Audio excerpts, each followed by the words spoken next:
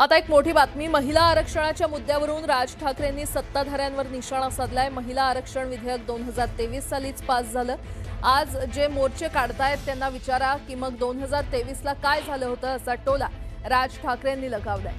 तर पत्रकार 4 गोष्टी राज ठाकरेला सुनावतात. मारणं हा काय उपाय आहे का, मग काय लिहिणं हा उपाय आहे का, असा सवाल राज ठाकरेंनी केलाय. त्याचबरोबर आधी मी हात जोडूनच जातो, नाही ऐकलं तर हात सोडून जातो, असंही राज ठाकरे यांनी म्हटलं. त्या लोकांचं मवाळ धोरण असतं. 4 गोष्टी ते राज ठाकरेला सुनावतील आमचे पत्रकार की मारणं हा काय उपाय आहे का. बरं, मग काय लिहिणं उपाय आहे, हे लिहून ऐकणार आहेत.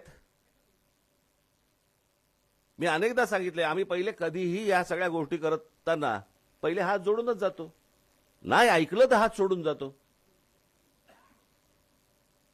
परंतु ह्या प्रकारचं ज्या वेळेला वातावरण तयार होतं राज्यामध्ये, त्यावेळेला तुम्ही इतर राज्यांचे पत्रकार, इतर राज्यांचे सगळ्या राजकीय पक्षांचे नेते, सगळी लोक आणि जनता ही कशी एकवटते त्यांच्या भाषेसाठी आणि त्यांच्या गोष्टींसाठी, हे कधीतरी आपण बघणार आहोत की नाही.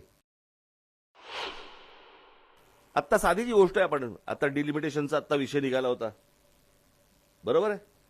आणि मग तो नेला कुठे की महिला आरक्षणाला बघा सगळ्यांनी कसा विरोध केला. महिला आरक्षण तर 2023 साली झालंय.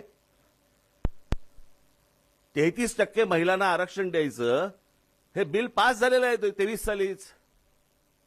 आता महिला आरक्षण आलं कुठून, परंतु ते ज्या पद्धतीने यायला पाहिजे होतं, वर्तमानपत्रातनं चॅनलमधनं एकदा आलं, दुसऱ्यांदा आलं. हे जे मोर्चे काढत होते, या मोर्चे काढणाऱ्या जी लोक होती त्यांना मला असं वाटतं पत्रकारांनी विचारायला पाहिजे होतं 2023 साली काय झालं. मग तुम्ही आता मोर्चा का काढतात.